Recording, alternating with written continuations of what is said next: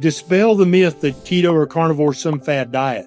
This is literally the oldest diet known to humanity. It cannot be bad for you because the four things that humans have been doing for the longest period of time as a species is breathing air, drinking water, playing in the sun, and eating meat. Lactose intolerance is not a disease. That's actually the default state for humans. There's reliable research that shows that between the ages of 10 and 20, the majority of people become sensitive to the caseins and the wheys in dairy. And so it may not be a lactose intolerance issue. It may be a casein or whey intolerance. Iodine's not just about your thyroid. Every cell line we've ever looked at has something on its cell membrane called a sodium iodide symporter, and it will not cause thyroid cancer, it will not cause hyperthyroidism, and it will not cause or worsen Hashimoto's thyroiditis. Iodine is a huge deal. The average doctor has no idea about anything I just said. Ken, the dietary strategy you recommend is the proper human diet, which is a continuum from low carb all the way down to carnivore. Do you feel eating this way is best, A, because this is how our ancestors ate, or B, it's the best antidote to the stresses of modern life? I think it's both. Yeah, I think it's both. I think it's abundantly clear to anybody who thinks about this for more than 15 seconds that only for the last 0.01% of our existence on this planet did we eat foods, and I put that in air quotes for a reason. I want to talk about that. Foods that come from factories, and we pretend that's really food. That has never happened in the history of the species. That's number one. Number two, I think that eating a proper human diet improves your mental health. It improves your mental function. It improves your physical health and function, and it decreases chronic inappropriate inflammation.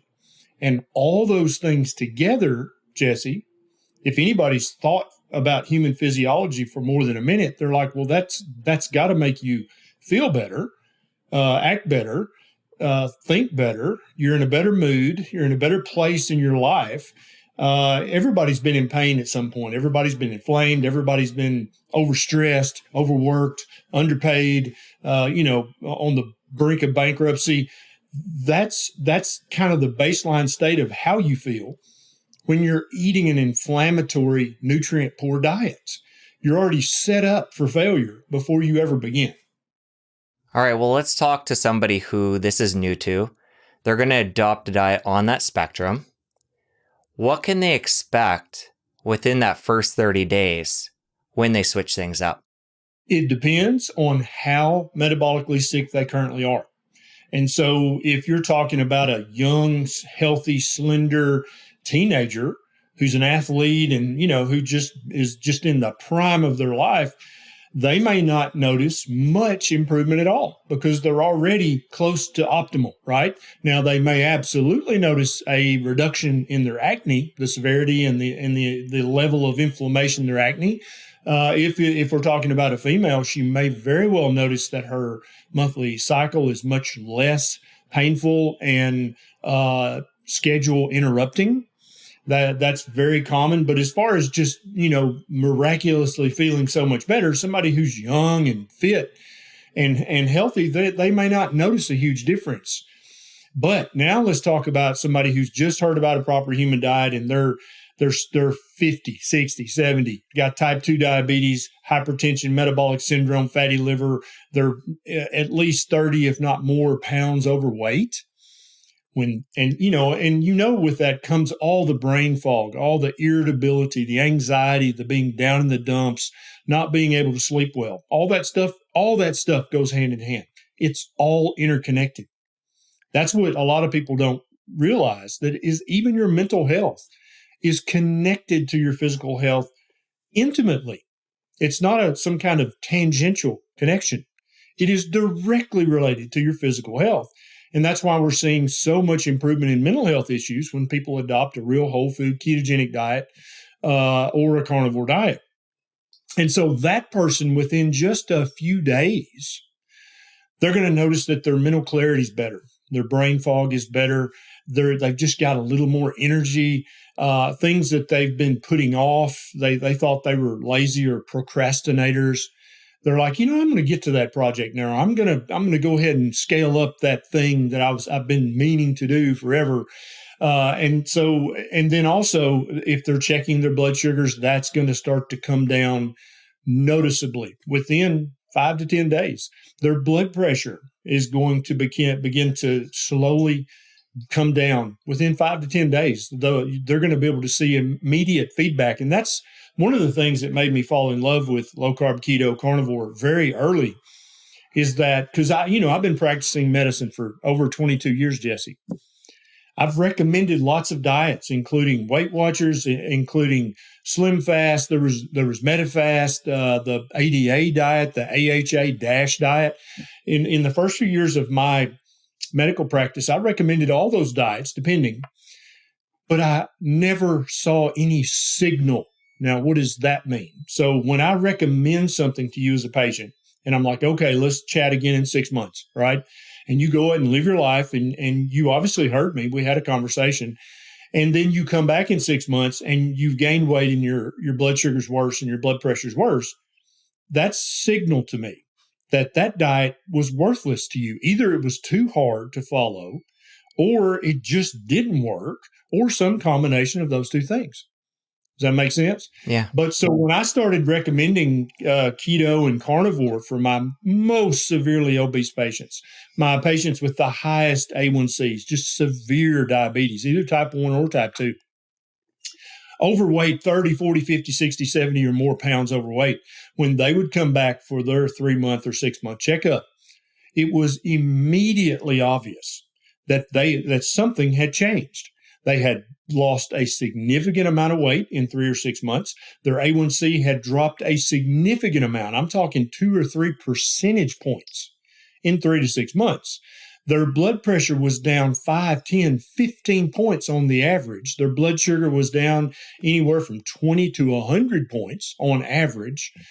Huge signal coming back. And, Jesse, for many people, more importantly, their chronic anxiety was better. Their chronic aches and pains were much better. Their knee arthritis, their shoulder arthritis, and keep in mind the shoulder is not a weight-bearing joint, right? And before people jump on and say, well, yeah, they lost weight, of course their knee's going to feel better, but what about their shoulder arthritis? What about their thumb arthritis? How is that better? Those are not load-bearing joints. And so initially when I thought keto carnivore was just a weight loss hack. That's all I thought it was initially, because I had used it to lose a chunk of weight and reverse my prediabetes. So I thought it was a good hack for that. And then maybe you go back to the ADA diet, or maybe you go back to the DASH diet. I don't know. But you fix them with this, and then you go back to whatever. But when I kept hearing these anecdotal reports of, oh, my God, this is better. Does this diet do this? Does this diet do that? Initially, I discounted that as just anecdotal, like, people will say anything. People are crazy. But then I kept hearing the same tune over and over and over. 5 patients, 10, a score, 100 patients saying, yes, my arthritis is better when I eat this way. I had to go back and go, this is more than just anecdotal weird stuff happening. This is doing something to these people at the molecular biology level. This is affecting the way their cells function and very likely the way their mitochondria function as well. It's got to be doing something physiological. This is not just because they lost weight, right? And that's when I really started digging back into the basic sciences, trying to figure out how is this diet doing this? Because I had people who were on the orthopedic surgeon's schedule to have their shoulder joint or their thumb joint replaced, had a date already on the calendar. And they would come back to me for their diabetes follow-up, and they now were no longer type 2. They were just pre-diabetic, barely. And they would say, I did something. It was maybe dumb. I don't know. You tell me. I called the surgeon, and I canceled my appointment for the shoulder replacement because it just doesn't hurt much anymore. It doesn't bother me like it did. Was that dumb? And I'm like, well, no, you obviously don't want to have shoulder replacement surgery unless the pain and the disability is so severe that it impacts your daily living. So no, I'm glad you did that. I'm sure the surgeon's not too happy about it, but I'm glad you did that. And I think you're probably glad of that too.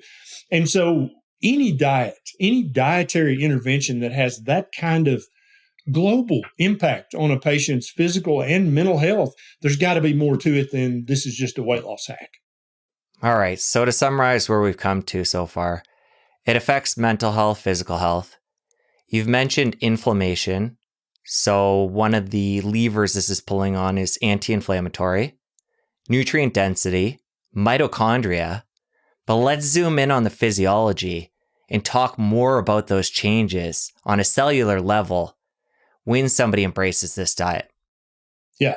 So really the biggest physiological change that happens for most people, there's two, is that their insulin level, which was almost without exception chronically high back when they were eating even the American Diabetes Association diet, they were eating too many total carbohydrates, and that was keeping their insulin level chronically too high.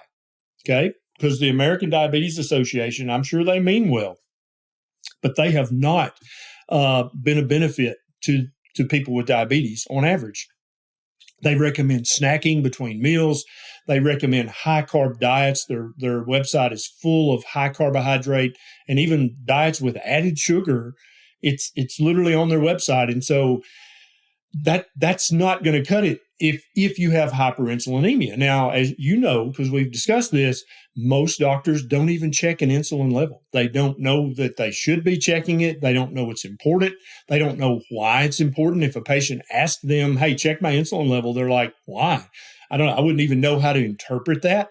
And I applaud the doctor for being honest, but I also denigrate the doctor for being ignorant, because insulin is one of the basic hormones in the human body, has hundreds, if not thousands, of functions in the human body, many of which I opine we haven't even discovered yet, because we quit looking at basic human physiology when the pharmaceutical revolution happened. Everybody just wanted to research, how can I invent $1 million drug? And so I think that lowering the insulin back to the normal range, that's one of the biggest things. And then the second thing is much of the inflammation in people's body is caused by their diet. Now, when I say that, let's just keep talking to somebody who's brand new to this. You're like, well, I would understand that if you were talking about gut inflammation, gut problems, but I don't have any gut problems. What I've got is arthritis in multiple joints. How is changing what I eat going to help that? I don't understand the connection. Or, my gut's fine, but I have psoriasis or eczema or severe acne, chronic skin inflammation. I don't see how diet's going to play a role in that. It's got to be stuff I'm putting on my skin, or maybe sun or something touching my skin. How does the diet affect that? Or then people with mental health really cannot see the connection, because they've been so trained by psychiatry and psychology that your mental health and any mental conditions you may have is completely disconnected from your body. That your body has nothing to do with your brain. Somehow it's like psychiatrists and psychologists think the human brain is kept in a box in the closet somewhere. They act like it's not kept literally in your body and is directly connected to every hormone circulating in your body. And so the inflammation comes down. That's the other big thing that is important, because it decreases your risk of heart attack and stroke and hundreds of other things happening. It makes you feel better. It makes you less achy. It decreases your chronic pain regardless of the cause. Another thing that the beginner is like, how in the world does eating meat and eggs and sea fish and maybe some low carb veg and low carb nuts and a few berries, how in the world does that make my joints better, or make my mental health better, or make my skin better? It does, because it lowers the chronic inappropriate inflammation levels all over your body, not just in your gut. And it lowers your insulin level back down closer to normal, which is that's basically just at a 50,000 foot view, not really getting into the molecular biology. That's how it helps you lose weight. Because when you say, I want to lose some weight, you don't mean I want to lose bone strength. You don't mean I want to lose muscle mass. You mean I want to lose fat. And when your insulin level is chronically high, you're going to have a very difficult time losing and keeping off any meaningful amount of fat, But when you lower that insulin level back down closer to normal, all of a sudden you've unlocked your body's ability to metabolize and use that fat for energy. Let's stick on this insulin piece. Besides the weight loss or fat loss, like you said, what other destruction is insulin doing when it's elevated throughout the body chronically? It's massive, Jesse. There are so many things. And I would again opine that we don't know all the things that hyperinsulinemia will cause, because when the pharmaceutical revolution happened to us, and I don't treat that as a positive thing happening to us. I think it was in some ways positive, but in many ways negative. Researchers stopped looking at what are all the things insulin do, because they are all trying now to make $1 billion drug and have a patent, right? And so definitely we know it's well documented in the medical literature that being hyperinsulinemic, we'll just go through the body systems, increases your risk of stroke, most likely increases your risk of dementia, increases your risk of heart attack and heart failure, increases your risk of pretty much all cancers that are solid tumor cancers anyway, because insulin is a growth factor. It causes growth. Now, if it's at a proper level, it causes proper growth. But if it's chronically hyper, if it's too high, you're going to cause inappropriate growth. And a tumor is an inappropriate growth of a group of cells. Cancer is an inappropriate growth. And insulin is one of the growth factors, the signaling factors that causes cancers to thrive and metastasize. Also, all solid tumor cancers love sugar, don't they? And so if your blood sugar is chronically high, you're actually feeding any little cancer that you have anywhere in your body. Joint pain, chronic hyperinsulinemia is going to make arthritis worse. It's going to cause all of the inflammatory markers to be higher. When it comes to skin, it's well documented that acanthosis nigricans, that keratosis pilaris, that acne is intimately connected to having high levels of insulin. In the female reproductive system, PCOS, fibroids, all of these things are directly related to hyperinsulinemia. And so now if somebody's brand new to this and they're like, well, now I understand why he called doctors ignorant for not checking an insulin level. If it's connected to every single body system in our body and in charge of all these functions, that seems like that should be in the baseline panel that every doctor orders in an adult patient. And I would agree. Well, let's talk about somebody that's going to push back against the doctor, have that test done. What number are they looking for? So the average American, if you check their fasting insulin right now, after a 12 to 14 hour fast, it's going to be above 20. In many cases, above 30 or even above 40. Severely hyperinsulinemic. What I want you to do, and there's no pill that lowers your insulin level. Okay. There is no medication that does that at the pharmacy. There's only there's two ways to do it. First is just stop eating completely and just go on a long fast. Most people are not interested in that, but it will work. The second way that most people are much more amenable to is to cut the level of total carbohydrates in your diet, initially eliminating all of the added sugar and just the sugary junk, and then all of the fruit juices as well, because fruit juice is just a glass of liquid sugar. And when you do that, immediately your blood sugar is going to start to come back down, which is going to signal your pancreas, oh, okay, there's not as much sugar. I don't have to make as much insulin now. And so your insulin level starts to come down within a day or two of adopting a low carb or a very low carb, aka ketogenic, or a carnivore diet, which is the lowest carbohydrate diet known to mankind. It's literally that simple. It's that easy. You don't need a medical degree. You don't need a degree in nutrition or pharmacology or anything.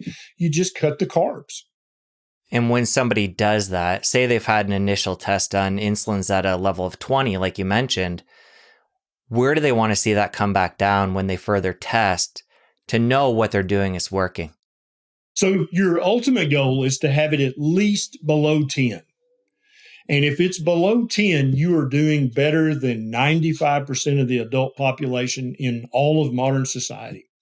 If you can get it down close to 5, you are approaching perfection. Okay.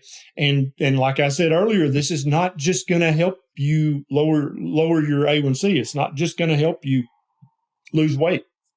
It's going to affect every single body system that you possess and that you currently suffer from. But eventually, when you get that insulin down well under 10, you're going to be benefiting from all these body systems. You're not going to have all the red lights flashing of pain and inflammation. You're going to just feel better globally. I feel like what's going to bring a lot of people to this conversation is the weight loss piece. So I want to come back to that. Let's go to the physiology there where somebody's having too many carbs, too much sugar, insulin's rising. Let's take it to the fat cells and explain what's happening there. So there are multiple hormones that act on the fat cells in your body. And there are also hormones that your fat cells actually make themselves. But the predominant actor on whether a fat cell is going to shrink or get larger, or whether you're going to make new extra fat cells that then get larger, there's 2 different ways you can get fat, is insulin, is your insulin level. The average insulin level over the course of the last 3 months is the primary driver as to whether you have gained fat or lost fat. That's the main driver. And like I said, there are multiple other hormones involved, multiple other signaling pathways that are well known, and I'm aware of them. But what I'm telling you, it's almost, I use the analogy of the shotgun and the BB gun, right? If I shoot you with a BB gun, that's going to hurt. You're like, ow, damn it, why'd you do that? But if I shoot you with a shotgun, that's it. It's over. That's the degree to how important insulin is. If you're obese, severely obese, morbidly obese, if you're trying to lose that and it's becoming a life or death thing for you, you don't need to be focusing on the BB gun, which may be some line of supplements or some prescription pharmaceutical. You need to be focusing on the shotgun pointed directly at your heart if you're severely obese. And that is getting your insulin level down to as low normal as you can possibly get it. And the only way to do that, there's no pill, there's no injection. You either stop eating completely or you cut the carbohydrate intake drastically. And most people who are interested in weight loss are not interested in not eating for a month or 2 or 3, right? And so they're like, okay, so I can still eat, and I can still eat 3 meals a day, and I can still eat until I'm comfortably full on this very, very low carb diet, and I'll still lose fat? Yes. Yes, sir. Yes, ma'am. That's exactly what I'm telling you. You don't have to chronically starve yourself, which you do have to do on the American Diabetes Association diet. If you want to lose any meaningful amount of weight, you're going to have to stop eating before you're full. Now, I was an animal biologist before I went to medical school. And I can tell you, I've studied many different animals.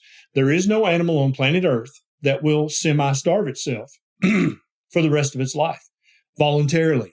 And to ask human animals to do that is biologically foolish. Does that make sense? It's biologically ignorant on the part of a doctor who's supposed to understand human physiology to say, okay, you got to just eat less and move more and do that for the rest of your life. So eating less implies, so I'm not to eat until I'm full. I should stop eating while I'm still hungry. Do you understand just the common sense lunacy of that? Like, if you think about it like that, it's like, well, that doesn't make any sense. No other animal stops eating before it's full, but we're expected to. And so it's our fault that we have such an epidemic of obesity in modern society because we're all gluttons. We just eat too much. We're overeating the amount of food. It has nothing to do with what type of food we're eating. We're just sinful gluttons. We just eat too much food. And that's not the truth. That's not the answer. And how many doctors have told how many patients? Probably 1 billion people have been told you need to eat less and move more. And what's the signal we've gotten back from that message, Jesse, over the last 25 years? Not a great signal, is it? As you're talking about animals and looking there, it gets me thinking about diet as a whole. And when we look to nature and animals, even my dog, the diversity is often very narrow. And I think what gets us into problems a lot of times as human beings is this attraction because of different flavors and textures and diversity available at the grocery store, where what you're talking about today can be so simple. And I think it's important we bring this up because I like this idea of simplicity in my cooking, in the number of different things I'm eating, in the cleanup. Look to nature. We're not looking there and seeing animals trying to eat hundreds of different types of food, whether it be animals or plants. Why, as humans, do we feel like we need that diversity? In one word, marketing. Eat the rainbow is a marketing term. That's not good health advice. There is no reason that humans should eat the rainbow, to try to eat as varied and as wide a diet. The only possible benefit of that is if you're eating a predominantly plant-based diet, which by definition is going to be devoid of many, many nutrients that you need, and a long list of nutrients that can only be found in animal-based foods. Then maybe you do need to eat the rainbow. You do need to eat stuff from every continent on Earth that's been shipped over on cargo ships or cargo planes. Maybe you do need to do that. But if you're eating a species appropriate, proper human diet, you don't need to eat the rainbow. And the big food corporations, guess what? Hint, hint, they're going to make less money if you don't eat the rainbow and eat all these varied, wide foods that they've trucked in and shipped in from all over the world. It's going to hurt their profits. And so they're not for that.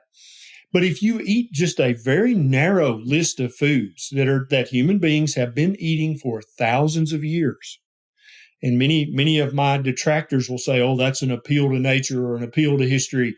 No, it's an appeal to biology. Just like the cow has been successfully eating only grass for millions of years. And it's not only are cows optimized when they eat only grass, their reproductive fitness is improved. Everything about them is optimized when they eat only grass. So it would be like a veterinarian coming up with this new line of cow food saying, oh, no, cows should eat the rainbow. We've got a little salmon in there for the cows, and we've got some herbs from Asia, and we've got some roots from South America. These cows need to eat the rainbow. That'd be a great marketing ploy, right? You might make millions of dollars feeding cows the rainbow, but are you going to improve the cow's health? No, the cows figured this out long ago. And they don't stray from that because they want to be healthy, just like every human watching this wants to be healthy. And again, with your cow example, it's getting complicated. It's getting expensive. Why are we doing this? Anytime you complicate something, Jesse, you create a profit opportunity, right? And that's why people are like, dude, I can't tell you how many supplement companies have reached out to me over the years of me doing this. And they're like, dude, they'd send me an email. You're leaving easy 6 figures a year on the table. Easy, maybe 7 figures a year. You're leaving it on the table. If we came up with a line of proper human diet, not pharmaceuticals, but just nutraceuticals. And it could be almost like a medical grade supplement. Oh my God, you could make $500,000, 10 million. The sky's the limit. And I have a one-word answer. It's not actually a word, it's a gesture. I'm not interested in that. I'm not here to make $10 million. I'm here to help 10 million people throw off the propaganda and throw off the marketing and say, no, I'm a Homo sapien. There's got to be a diet that optimizes our health, just like there's a diet for cows. There's a diet for wolves. There's a diet for our dogs and cats. The rate of obesity in dogs and cats is through the roof right now. Is it because we're feeding them too much meat and fish and eggs? It's because we're feeding them grain-based, pea-based kibble that the big pet food manufacturers are making millions of dollars a year off of. They have a big ad budget. They tell you how healthy this is for your beloved pet. And now all the cats are diabetic and going blind and having kidney failure. All the dogs are so fat that now there's a market for stairs, for doggy stairs, for your dog to get up on the bed. right? Now, if you got a Chihuahua, okay, get your dog some stairs. But if you've got a medium to large sized dog and they're so fat that you have to build or buy doggy stairs for them, they're not eating a proper dog diet. If your cat's diabetic, you're not feeding your cat a proper cat diet. It's just that simple. Cats don't develop type 2 diabetes just for the hell of it, just for kicks and giggles. Dogs don't develop kidney failure and diabetes and obesity just for the fun of it. They're developing those things because of the marketed food that you're ignorantly but lovingly feeding your pet. Stop that. Dogs are facultative carnivores, meaning that the majority of their food should be meat. Cats are obligate carnivores, meaning anything you feed them that is not meat is going to directly harm their health. And so anybody listening, if you think that you're helping your pet or helping the world by making your dog or cat a vegan, that's actually pet abuse. You may not be meaning to abuse your cat or your dog, but it's 100% pet abuse. And please stop that. Let's stick on this diversity piece here and bring it back to humans. I know you have your beef, butter, bacon, eggs as a way to simplify for people if they want to experiment with that. When it comes to the carnivore diet, to get all the nutrients we need, how narrow can that diet be? We have people who eat only ruminant animals. This is a subset of the carnivore diet called the lion diet. And I only recommend it for people with multiple autoimmune conditions or very, very severe autoimmune conditions or severe inflammatory conditions where you eat only ruminant meat, which in modern society would be cow, sheep, goat. That's the three ruminants that you can usually buy at a supermarket. Now, you may have to go to the Asian or the Hispanic market to get the goat or to get the sheep sometimes, but I notice more and more you're able to get sheep, especially lamb chops. Everybody thinks that's the only cut of meat on a sheep, but there's not. But those are ruminants, and that's a special kind of meat because they have a multi-chamber stomach that really does magical things unless you really want to dig into bovine physiology. Let's just call it magic, because what their stomach is able to turn grass and weeds into, it's magical how they can do it. And they have the help of trillions of bacteria to do it. But the chicken and fish are fine, I think, for carnivores, but they're monogastrics, which means they only have one chamber in their stomach, a lot like us. And so they're able to eat a much broader, diverse, they're able to eat the rainbow, Jesse.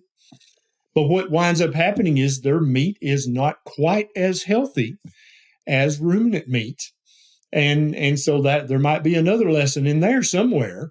But I think for the average person, chicken and pork and turkey and other fowl and other animals are totally fine to eat, unless you've got severe inflammatory conditions or severe autoimmune conditions, in which case you need to look into that subset of the carnivore diet, which is the lion diet. And so I think it can be quite narrow in what you eat. Because if I would love if somebody would crunch the numbers and just say, okay, these 100 people are going to eat nothing but beef, butter, bacon, and eggs. Free choice, whatever you like, whatever you want. And these people, these 100 or 500 have equal groups. We are going to ship in every vegan-friendly food from all over planet Earth. And if there's anything growing on Mars, we're going to ship that in too, so that they can eat the most diverse, widest rainbow of vegan foods that is possible for a human to eat. With all the refrigerated trucks and refrigerated transport ships, we're going to ship this stuff from everywhere.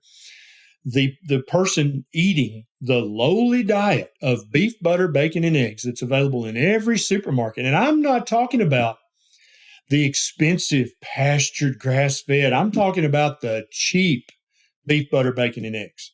They are actually going to be receiving more nutrition from those four foods than our group of people who are eating every root, every berry, every leaf from all 6 continents of planet Earth where plants will grow.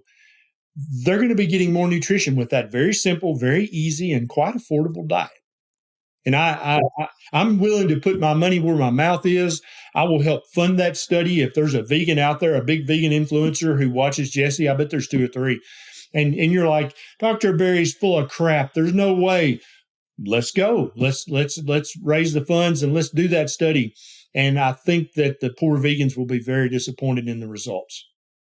Let's talk more about the food quality, because somebody adopting any diet on this continuum we're talking about, if this is new to them, they're going to go to the grocery store, they're going to go to the butcher, and that's one of the first things that they're going to encounter, where there's this spectrum of quality of the meat. So let's talk about how big of a difference that makes. So from the research that I've read, and it's quite extensive, I've really looked into this, both not only in just human nutrition research, but also in veterinary nutrition research. What do animals eat? What does that do to the meat when they eat that? So there is a range of, let's say, quality of different qualities of meat. So the cheap 10-pound discount pack of ground beef, 70-30 that you would buy at the cheapest grocery, right? That's not going to be quite as good as if you raise your own cattle and rotationally graze them and just baby them and make sure that they've got the best quality grass and forage and legumes to eat. And so the research shows that depending on which nutrient you're talking about, the grass-fed, grass-finished, panda-massaged meat is going to be 3 to 10% better, depending on which nutrient. So if it's omega-3 fatty acids, it's going to be 3 to 7% better. If you're talking about some of the vitamins and minerals, it's going to be 5 to 10% better. But just because it's better doesn't make the cheap meat bad. It just makes it slightly less good. And so you're right. So many people are like, man, this carnivore is popular and I need to lose some weight. I'm going to go carnivore. And then they start watching influencers and are like, oh, you don't want to buy that supermarket beef. You want this $42 a pound grass-fed, grass-finished beef that I've got an affiliate link right here. You just click on this link. If you can afford grass-fed, grass-finished, if that's not going to hurt your pocketbook, by all means do that. It's 3 to 10% better for you. But if money is an issue, and I don't know about you, Jesse, but there was a time in my life I was broke as a joke. And if you said, hey, we want to sell you this beef for $30 a pound, I'd have been like, well, I guess I'll starve because I can't afford that. And so what I'm telling people is you can buy beef, butter, bacon, and eggs from the cheapest supermarket, from the cheapest source. That is going to have a quality of nutrition that is better than the most expensive box of cereal at Whole Foods, than the most expensive loaf of bread at Whole Foods, the most expensive granola. I'm talking about the stuff that even middle class vegans can't afford. That just crazy expensive vegan stuff. The beef, butter, bacon, and eggs is going to win every time. And I'm sorry if that hurts people's feelings. That the truth is what it is. And I think once we're able to fund that study with me and some of my vegan colleagues, I think that the numbers will show definitively you're going to get always more nutrition from beef, butter, bacon, and eggs than you get from any kind of a plant-based diet, no matter how varied it is. You talked about the 70-30 split when you're talking about ground beef, and it got me thinking about that macro and us getting more specific into fat. Because depending on the type of meat, that can vary even within one type of meat. Again, the ground beef there. So for somebody that wants to give this a go and have the best opportunity for working out, how much fat do they need to be eating? More than they probably think. Anybody who lives in modern society is afraid of fat. They're afraid of animal fat. They're afraid of saturated fat. They're afraid of high cholesterol foods, right? And because it has been demonized in the popular media, magazines, television, any kind of popular media, it's still demonized by the powers that be on social media now. Human beings are lipivores. We love fat and we crave fat and we need fat. There are hundreds of things in the human body that eating saturated animal fat is beneficial for.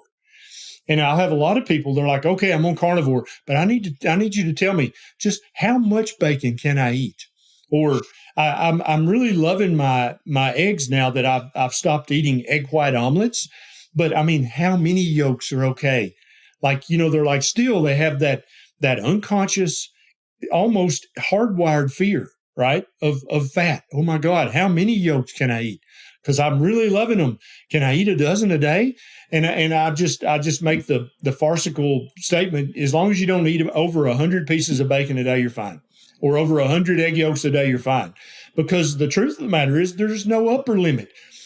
What's going to happen in reality, unless you've entered a egg yolk eating contest and you're competing for $1,000 prize, you're never going to overeat egg yolks. You have multiple satiety hormones in your body. And all these satiety hormones are triggered on fat and or protein. And when you've eaten enough fat, they will rise, and it will tell you.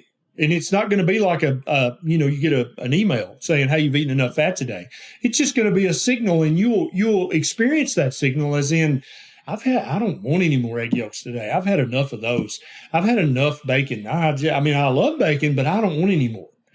That means you've eaten enough bacon that day. That's the signal. That's the same signal that every other animal on planet Earth listens to each and every day of their life.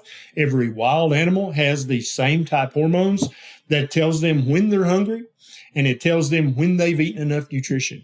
We have that too. People have been trained to not trust their body.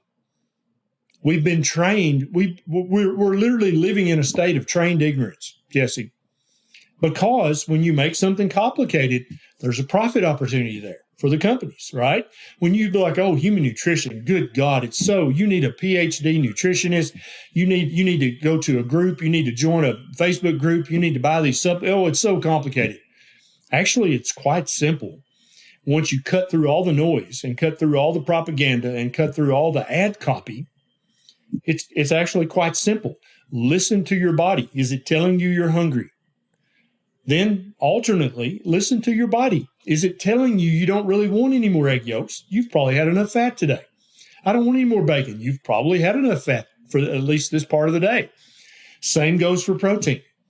Oh, I'm afraid I'll eat too much protein on this carnivore diet. And this is the same people who are drinking a half gallon of protein shake a day.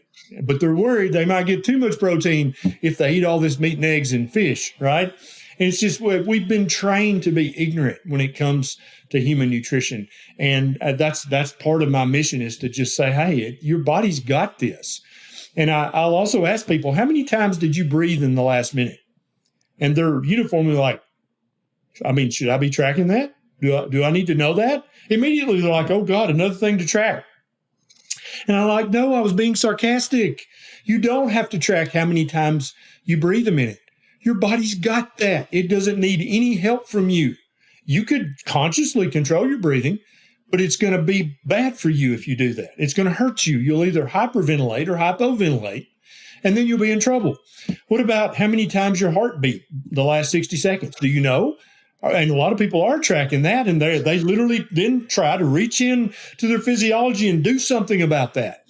It's like, stop it. Shut up. Back away from the Apple Watch or the Oura Ring. You cannot control any of that. If you eat a proper human diet and you get proper human sleep and live a proper human life, your body is auto-tuned for all of that stuff, including your hunger, your appetite, and your satiety, and what nutrients. All that stuff is programmed in here, in your DNA. You don't need any of that stuff that often costs hundreds, if not thousands of dollars. Sorry, I know I just caused a couple of bankruptcies and caused some stock prices to fall, but I'm sorry. I'm here for people's human health, not for the health of the economy. You took that question in a different direction, and I'm happy you did, because that's important to go to the upper limit as well. But the way I was coming at it was from under getting enough fat in the diet. So people that might come into this eating chicken breasts, eating the ground meat that's low fat, talk about how if they're doing that and not getting enough fat the other way, that can be a problem. Oh, it's a huge problem. And that's the predominant problem for people who are eating more meat or trying a carnivore diet is they are going to undereat fat. That's just going to happen. That is the most common problem, I think, for most people trying a carnivore diet. And the way that's going to manifest itself is you're going to have fatigue. You're going to be draggy. You're going to be like, I've got no energy. I can't, I just have no energy.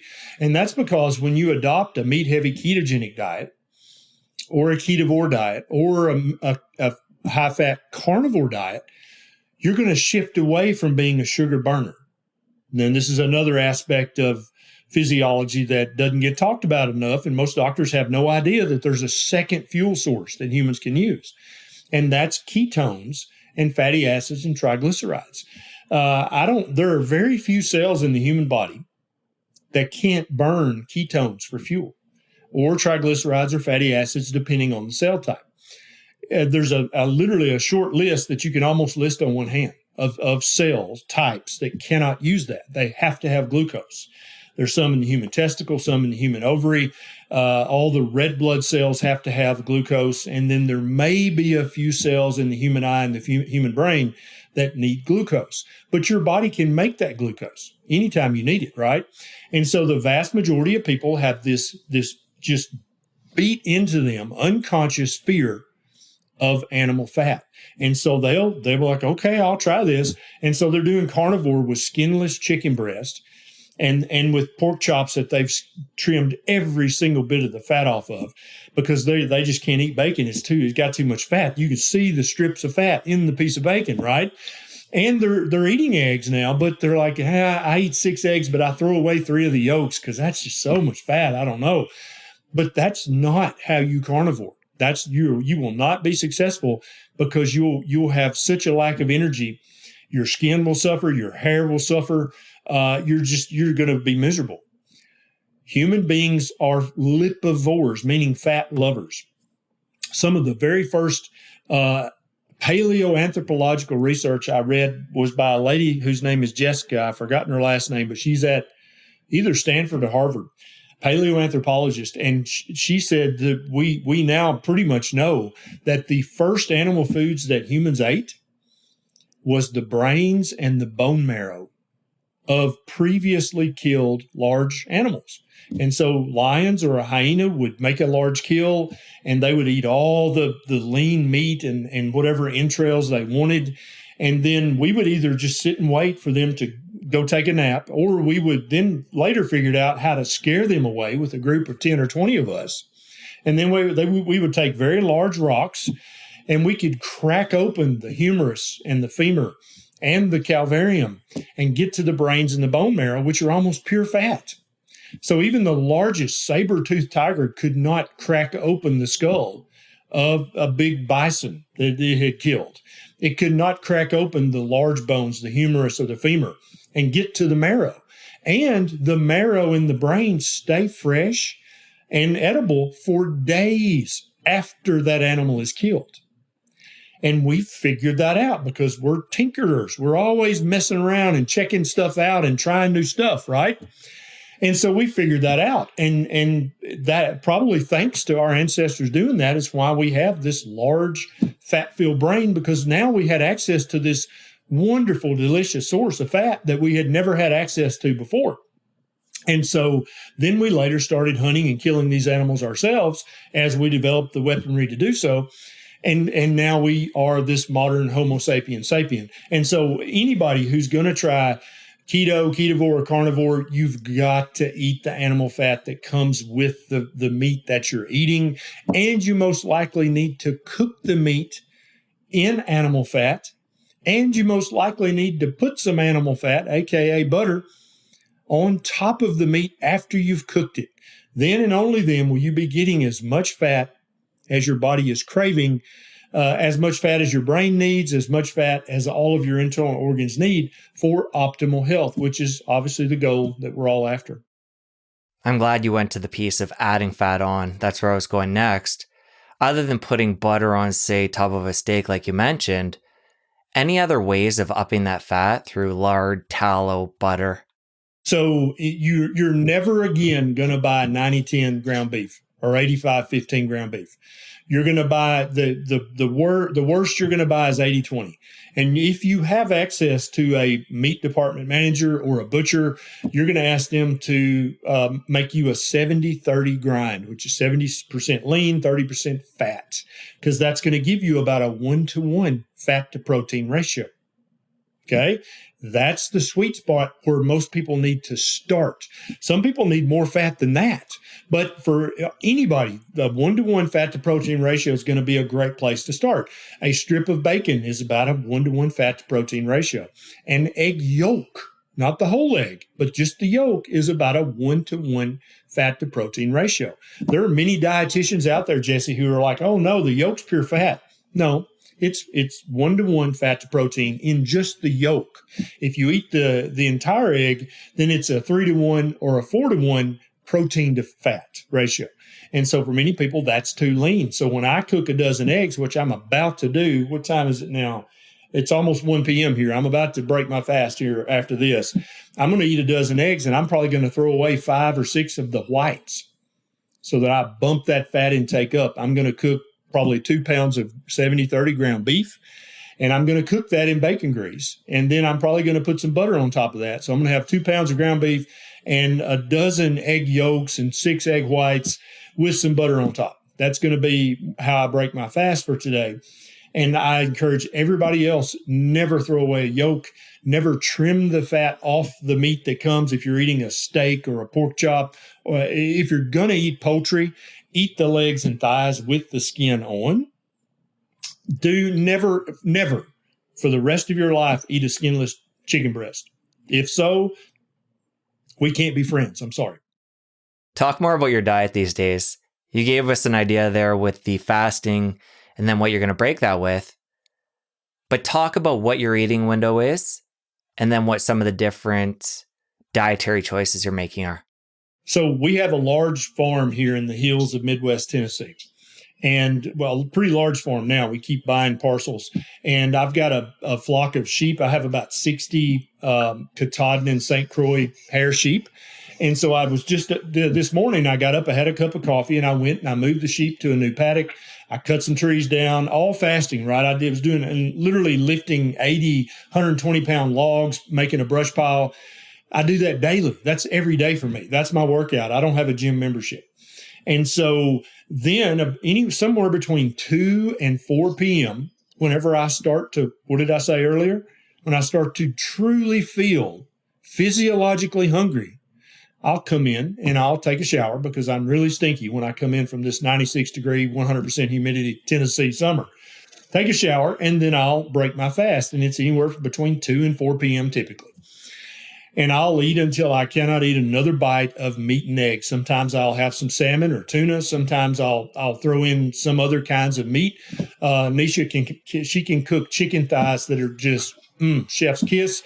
And so sometimes I'll have some chicken thighs, but predominantly it's beef and eggs or mutton and eggs, because we have obviously access to beautiful grass-fed sheep meat, and we've got a freezer full of that and a freezer full of a cow that we bought from a local rancher. And that's what we eat. And that's what Beckett, my 6-year-old, eats. That's what Bonnie, my 3-year-old, eats. That's what Nisha eats. Now, the children, we add in some other stuff, some berries, some nuts, little treats now and then. But the bedrock of their diet at 3 years old and 6 years old is meat and eggs. Nisha is what we call a ketovore. She had severe Hashimoto's. And if she eats too many plants, even healthy plants, she will have a flare-up of her Hashimoto's. She will have a flare-up of IBS symptoms. So the bedrock of her diet is meat and eggs. And then she'll add some veg, she'll add some spices. And that's literally the diet that this entire household eats. Our dogs, we have 2 dogs. They're both eat predominantly meat. We buy them cheap sources of meat because we have a meat processor here in town. So I've got access to lots of tasty entrails and little bits and scraps of the processed animals that our dogs eat. We have 2 cats who are 100%, all they eat is meat and fish. And that's 100% of their diet, because I love every member of our family, including the pets, and I want all of them to have optimal health. And so now, do I just eat one meal a day? No, it depends. So sometimes about 6 or 7 p.m., if I get truly hungry again, and some days I do, I'll eat a second, and it's usually a smaller meal, maybe a pound of ground beef and 3 or 4 more eggs. And then that's it, I'm done. So it's either one meal a day or 2 meals a day.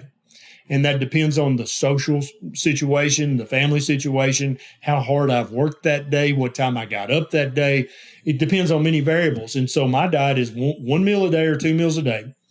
I do never eat unless I'm truly hungry, unless, we're visiting relatives and they make a big breakfast. I'll pick at it just to be social and polite, right? I'm not an asshole, but I'm not going to just plow into this big breakfast just because it happens to be on the table, because that you don't get optimal health doing that. Even if you're eating the proper stuff, and I've told people this before, you can absolutely gain weight on carnivore or keto if you're eating 3 meals a day with 3 snacks in between. Even if everything you eat is keto and carnivore, you can gain weight doing that, okay? Because that's not how we're designed to eat. We're designed to eat once or twice, maybe thrice a day. That's it. Researching a proper human diet is taking me also deep into archaeology, Jesse. Who would ever thought that a family doctor from Tennessee is studying archaeology and anthropology, right? But do you know that before the Middle Ages, it was considered sinful to eat more than two meals a day? It was frowned upon socially and religiously. That's where the definition of the word glutton came from. Is if you ate 3 big meals a day and snacked around, you were a glutton and people would socially shun you. You would you could get excommunicated for that because people just knew that's not how you're supposed to eat. You shouldn't eat when you first wake up in the morning. Or so in different cultures, it might be you eat breakfast and midday and that's it. Or you eat midday and evening and that's it. That was just standard for all of the major cultures that ran planet Earth. You didn't eat 3 meals a day with snacks in between. You'd be shunned in polite society if you did that as a glutton. How do you eat your ground beef? Do you put it in a pan with the eggs and just mix it all up? Do you make burger patties? Talk about how you incorporate that. I sometimes will make burger patties, or I sometimes will take a pound of ground beef and slice it up and cook it in the air fryer just for a little variety. But the way I typically do it is I'll throw 2 pounds in a giant cast iron skillet that I bought off eBay. It's the good brand with the Swiss cross in the middle. Griswold. Yeah, Griswold. I paid way too much for it, but man, it's a beautiful skillet. It's probably over 100 years old. And I will put 2 pounds of ground beef in there, chunk it up, cook that. When that's almost medium rare, then I'll crack my eggs into that, and then I'll mix all that up and kind of make a big scramble with that. And I always put either some pluck seasoning, which is seasonings made with organ meat, or I'll put some Redmond's real salt. And then sometimes I'll put some salty mineral drops in and just sprinkle it on there because it tastes salty. And then also we try to get our ground beef to include the heart and the liver, right? Especially when we harvest a cow, we always tell the meat processor, all of our ground beef needs to have heart and liver, spleen, lung. The kidneys, I can taste them. I don't like that. But if you just put some liver, not a lot, you cannot taste it. It just tastes like ground beef. And you've now turned your ground beef into a literal superfood that has more nutrition than any food on planet Earth. But it's typically 2 pounds and maybe 8 or 12 eggs cracked in there, scrambled together, and then I just eat it with a spoon like a person of ill repute. Like there's no etiquette to that. I'm sitting here doing research, working on a video, eating my ground beef and eggs with a spoon, just think of the negative adjective that you would put on somebody from lowbrow society. Yeah, that's how I eat my beef and eggs. Always cooked in bacon grease, always with some daily minerals and some butter on top. When you mentioned minerals there, it looked like you pointed to that bottle over your shoulder, the black and white. What is that specifically? What have I been doing this for 8 years now, Jesse? And I've told you about all the supplement deals I've left on the table. There are literally 3 products I ever talk about, and that is Ancestral Supplements Liver capsules, which are desiccated, dehydrated liver, ground up, for people who haven't grown up yet and learned to like their liver, or haven't learned how to trick themselves and put the liver in the ground beef. So this is a temporary thing until you grow up and learn to eat your liver somehow. You can take that, that's fine. But then as soon as you grow up and eat your liver, you don't waste money on this anymore, right? I designed this with Chris Baer, the president of Keto Chow, and it's called Salty Minerals. And it's got all of the minerals that modern society inhabitants are typically deficient in, right? Iodine, molybdenum. It also has the electrolytes, which are also minerals. It's got a very salty taste. Some people, they don't like it. Some people love it. And then the pluck seasoning, because it's basically ground up organ meat that has some salt and a few little spices added. It's very clean ingredients. That's literally the three things I ever talk about as far as in the way of products, because I use them daily. I trust them. I've been to the place where it's made. I know that it's manufactured. I've talked to the CEO, the president, or both, and I've received their assurances that they will tell me if they ever change the formula. And so I just won't talk about any other product because I don't trust people. They have a profit motive, which is fine. I'm a red-blooded American. I love the profit motive, but not when it comes to our food, not when it comes to our health. You're going to be open, you're going to be honest, and you're going to be ancestrally appropriate, or I'm never going to talk about your product. What about other supplements that are pretty common in our world? Vitamin D, omega oils, magnesium. Are these things you ever bring in or no? So yeah, absolutely. Magnesium, potassium. I use unflavored element. If I'm out on the farm sweating like a mule, right? I'll use unflavored element electrolytes. I do take in the winter, I take a vitamin D3 K2 supplement that I buy off Amazon.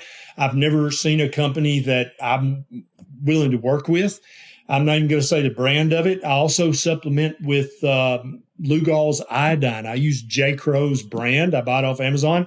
I have no affiliation with either of those companies at all. I don't make a penny, but I think almost everybody is deficient in iodine. They don't get enough iodine unless you live near the ocean within 20 miles and you eat beef, butter, bacon, and eggs that is raised on that soil within 20 miles from the ocean, or you eat lots of seafood. You're going to be deficient in iodine, and iodine is super important. That we could talk about iodine for 2 hours solid and not cover it sufficiently. But yeah, that is it. Nobody needs an omega-3 supplement. No, you don't need that. You don't need a vitamin A or vitamin E supplement. If you're eating beef, butter, bacon, and eggs and eating a little bit of liver 2 or 3 times a week, you're going to get all that. You don't need any of that. The only thing that you may not be able to get enough of is vitamin D3, vitamin K2, and iodine. And as I'm leading by example here with my regenerative farm, that I'm out there rotating the sheep every 2 or 3 days to a new pasture, as that catches on and becomes more popular, and we start converting old soybean fields and old corn fields into pasture, and we start doing that and building the soil and unlocking the nutrition that is in the soil, often 20 feet down, because we've mistreated the soil for so many decades, in some cases centuries. We won't need any supplements at all. You'll be able to eat nothing but beef, butter, bacon, and eggs, and you'll get and play in the sun with your shirt off, and you'll get every single thing that you need to just live an abundant, perfectly happy and healthy life. Let's come back to the iodine piece. I've done a couple interviews talking about this.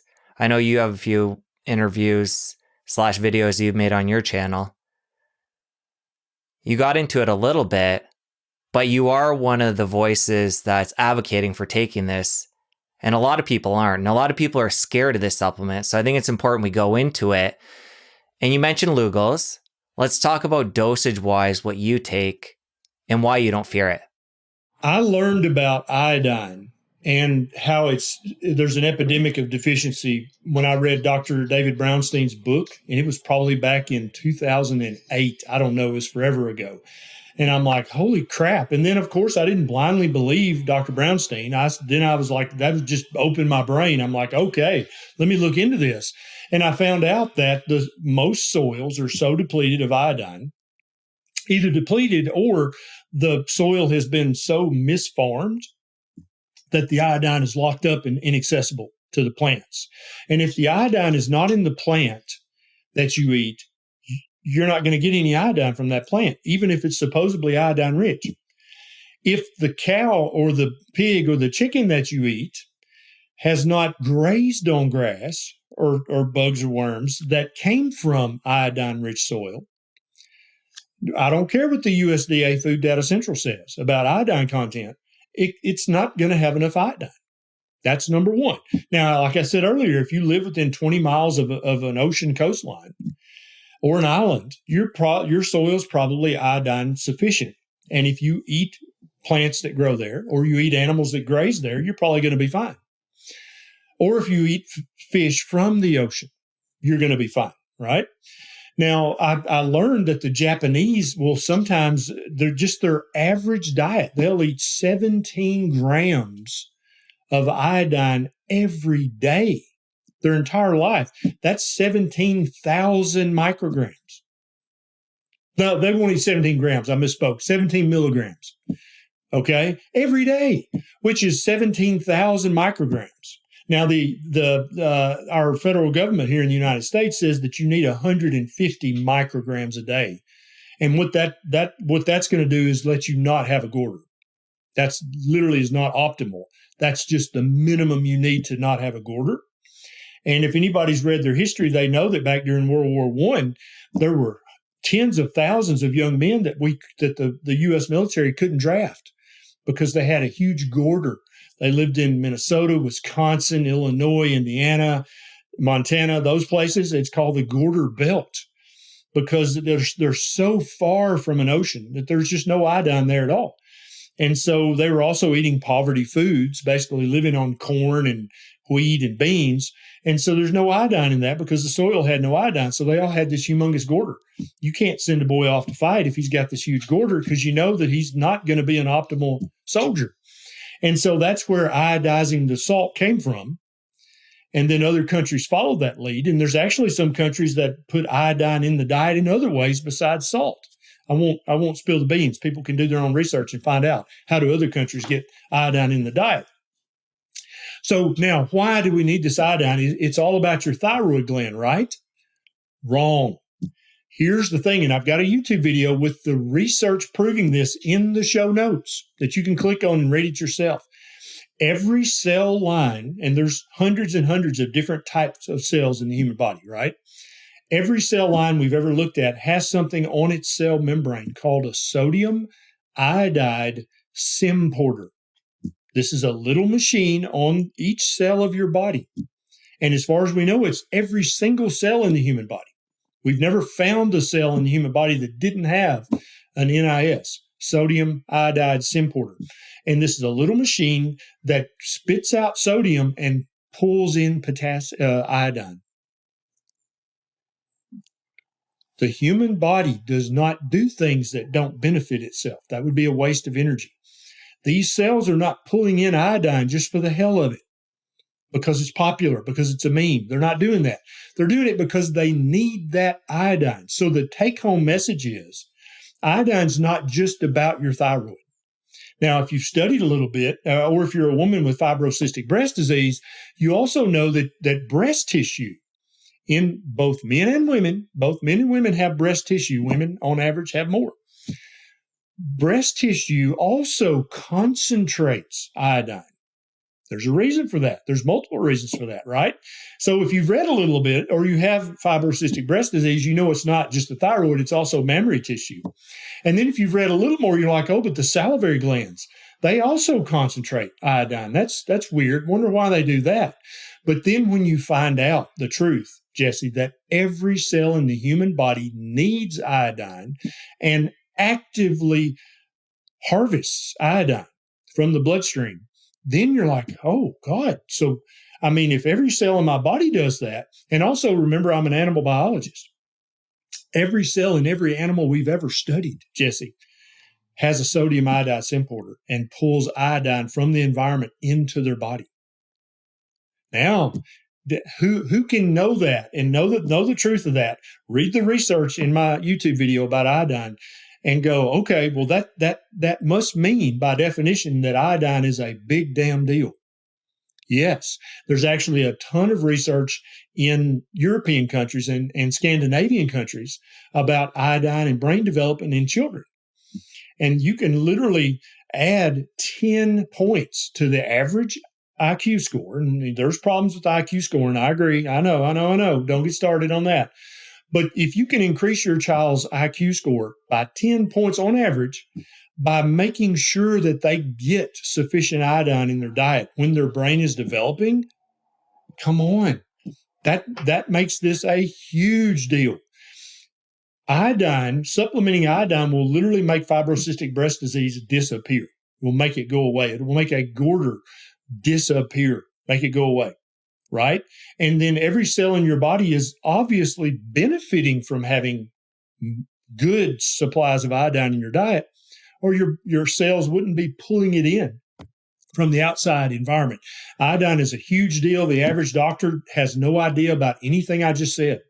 And so if you go to your doctor, they're liable to yell at you if you tell them you're taking an iodine supplement.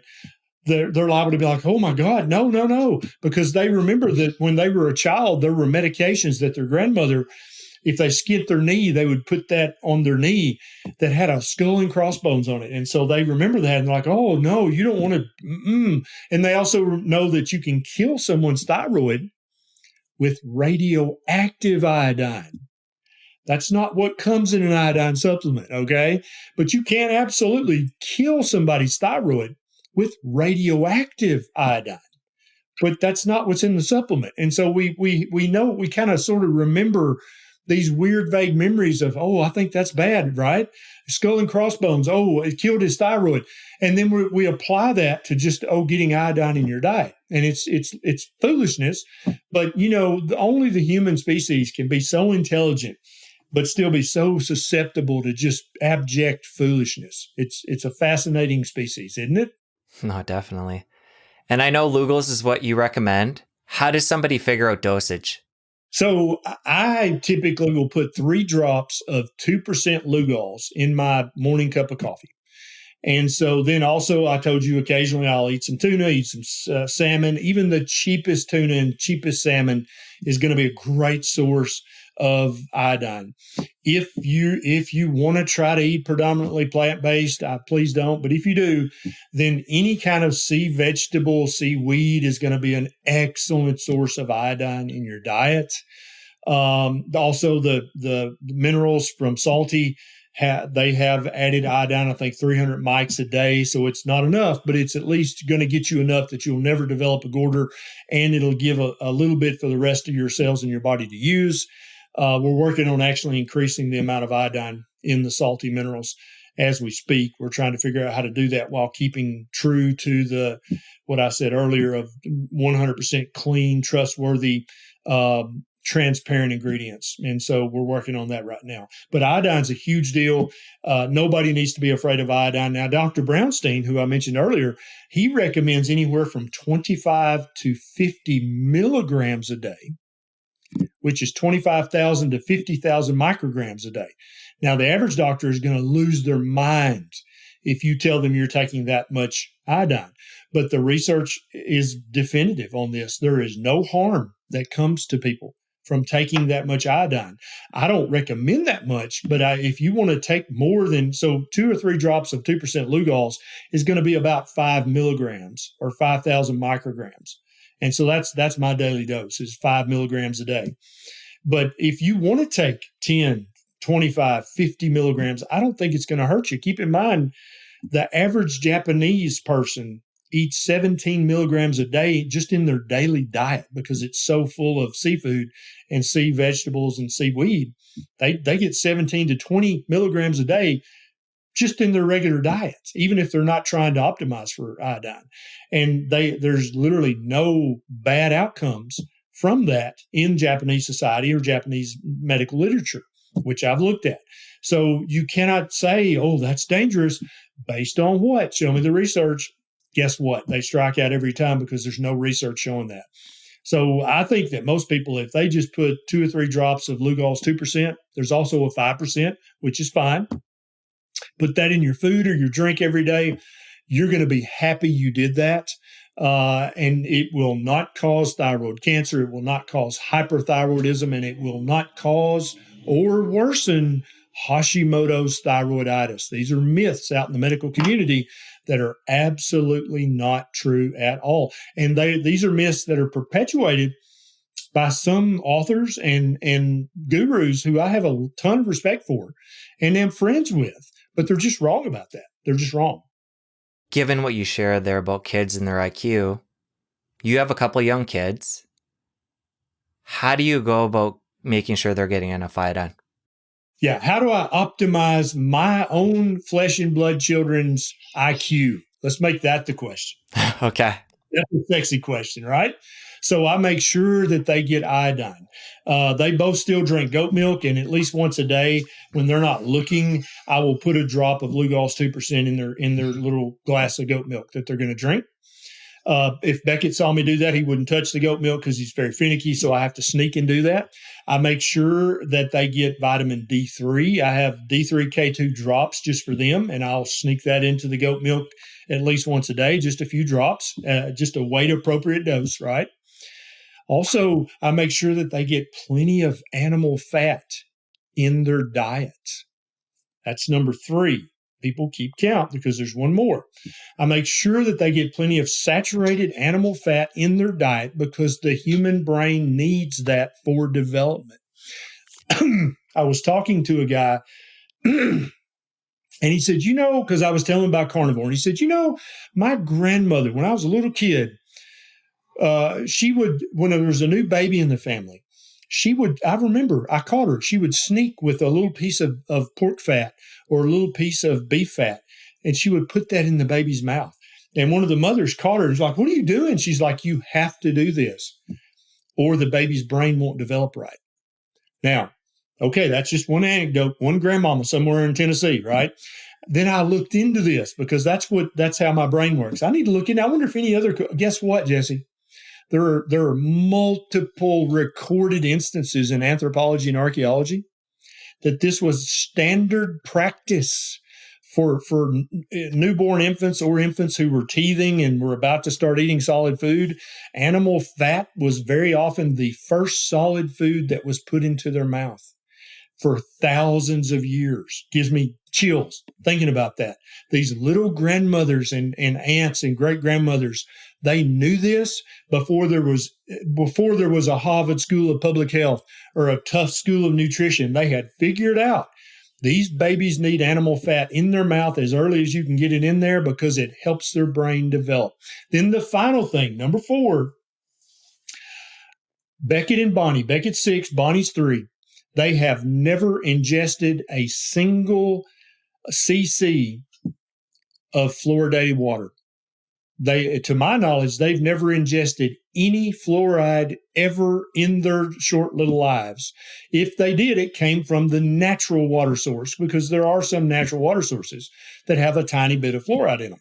But never have they drank and never will they drink fluoridated water. Those are the 4 ways that I optimize my own children's IQ potential. Now, it's up to them to do something with that IQ, right? I'm not in charge of that. All I can do as a parent is optimize their ability to have the highest IQ possible, and then it's their job as adults to go do something with that IQ. As you talk about water there, you mentioned before the RO water for drinking. What about for baths, showers, throughout the house? Do you filter that too? Some people are they're purists and they want all the water to be pristine. And I don't blame you. If you can afford that, get a whole house filter and filter out the chloride and the fluoride. And you'll get some other stuff too with a good quality whole house filter. We don't have that. I don't think that's a big deal. So we have this thing on our skin. It's dead skin cells. It's called a stratum corneum. Okay. And it protects you from absorbing things from just water. Now, you can use oil bases and petroleum derivatives to make things absorb through your skin. But just if something's dissolved in water, you're not going to absorb much of it. So if you take a shower and the water's fluoridated, you're not going to absorb any meaningful amount of fluoride or chloride from that shower water. If you take a bath and you sit in the bath for an hour, and the parts of your body that are not covered with stratum corneum, which would be your mucosal membranes in the underwear area, you might absorb a little. It's still not enough of a deal to worry. So if you cannot afford a whole house filter, if you make sure every drop of water that you drink and cook with is run through either distillation or reverse osmosis. And a lot of people say, oh, there'll be no minerals. Well, guess what? You put a dropper full of this in there. Now you've got the best mineralized water on planet Earth, right? And so I don't think you absorb enough to matter from water you bathe in. But if you cook with it or you drink it, 100% it needs to be not fluoridated. So let me say this, because a lot of people don't know this. If you drink any kind of soft drink, from Coca-Cola to Pepsi to Dr. Pepper to Mountain Dew to Zevia, unless they specifically say so on the bottle or on their website, that was made with fluoridated municipal water. Much of the water that you buy, like Dasani, it's literally tap water from some municipality that is fluoridated, that they run through some softeners and conditioners and a filter to make it taste good, if water can taste good, or just not have a taste, basically just be wet. But it still has fluoride in it. The majority of fruit juices that you buy at the supermarket is reconstituted with fluoridated water. All of the pre-prepared food that has any water added to it that you buy either frozen or fresh at a supermarket was made with fluoridated water. So a lot of people think, oh, no, we buy, bottled water, it's probably fluoridated. Unless it specifically says on the label or their website that it's fluoride-free, it's not fluoride-free, okay? A lot of people think, no, it says on the bottle fresh squeezed orange juice or fresh orange juice. Honey, that doesn't exist. You can't ship that. Okay, they condense it, they dehydrate it to like an oil, and when they get closer to your house, they reconstitute it, and they actually add orange flavoring and stuff back to it to make it taste fresh. That contains fluoridated water. I'm sorry to burst your bubble, but that's how modern society does its food. They didn't squeeze a bunch of oranges and put it in a box and then ship it to Tennessee, and that's just that's not how it works. You got to look into this stuff. You cannot trust the marketing. You cannot trust the advertising. If you're drinking a liquid you bought at a supermarket, it almost assuredly has fluoride in it. Cold coffee, pre-made cold coffees, almost all made with fluoridated water. I'm sorry. I know now you're like, shit. Now I got to go back and look at all this. Yeah, I know. That's part of being an adult who's aware and alert and paying attention. You have to actually exert some effort every now and then in order for your family to have their best health. What about brushing your teeth? Do you take that RO water and brush with that? No, we don't. So the fun fact for you, back in 2014 here in Benton County, I went to the city council and I got the 3 out of 5 votes I needed to have fluoride removed from the Benton County municipal water supply back in 2014, way before it was cool to have fluoride taken out of the water. And so the water we use here is fluoride free already, other than any naturally occurring fluoride, which I'm fine with because the human body's been exposed to that for millions of years, right? So I don't care about that. I care about the added fluoride. So no, we brush our teeth with water out of the sink and we bathe in water, but ours doesn't have fluoride. But I don't think so. If you want to be perfect, I guess you could take reverse osmosis water and have a pitcher in the bathroom and use that for brushing your teeth. I don't think that's necessary. Also, our kids have never used fluoridated toothpaste, nor do we. Another brand, I'll actually say the brand is Boca because it's fluoride free and it has hydroxyapatite in it. That's a toothpaste brand. I have no affiliation with them. Don't get a penny. But that can actually help remineralize your teeth and put calcium and make your enamel stronger. It's been clinically proven, and it has no fluoride. And so that's what the kids use to brush their teeth. And they've never, ever, ever been exposed to fluoride if I had my say about it. One thing I've heard in talking about this is wanting me to do more research in this area is vapor, say you're in the shower and you're breathing in chlorine because it's in the water, not something you're blocking, is that something you plan on implementing? Maybe. So here's the thing. What I tell everybody is do the best you can, right? Do the best you can afford. Because at the end of the day, I don't need you laying in bed at night worrying and getting your cortisol up because maybe you inhale some chlorine and some fluoride in your shower water vapor, right? If that's the worst thing that you're doing to your body, dude, you're winning. Okay. If that's the worst insult to your physiology is that you may have inhaled a few molecules of fluoride from the water vapor coming from your hot shower, huzzah, you are winning life. Okay. Is that physiologically possible? Yeah. It's very possible that you might be inhaling some chloride, some chlorine or some fluorine from the shower steam. Yes, maybe. Or the bath steam, if you boil water on the stove, you may inhale some of that. And the lungs, it's much easier to absorb things through the lungs because there's no stratum corneum, those dead skin cells I told you about earlier.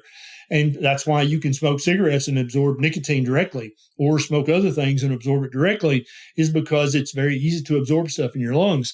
But for the average person who's eating the standard American diet, right, who's just eating and drinking crap and drinking all the fluoridated Pepsi and all the fluoridated orange juice, the steam in their shower is the least of their concerns. We'll get to that later when they get in the master class. I first got to get them to quit eating crap and quit drinking crap and try to eat a proper human diet. Then we'll worry about the shower steam later. The problem is so many influencers, they talk about stuff like that. And I get it. You know, you got your stick, you got your little niche that you're doing, but it confuses people, especially the hypothetical guy we're talking to today who's just immediately went, wait, you mean the food I eat matters? What?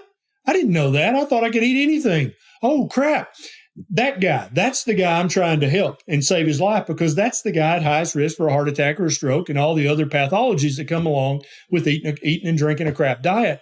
I'm trying to help that guy. But when he watches Dave Asprey or somebody wearing his red blue blockers and talking about the shower steam and talking about this root from the Himalayan mountains that you need to be eating, that completely and thoroughly confuses people.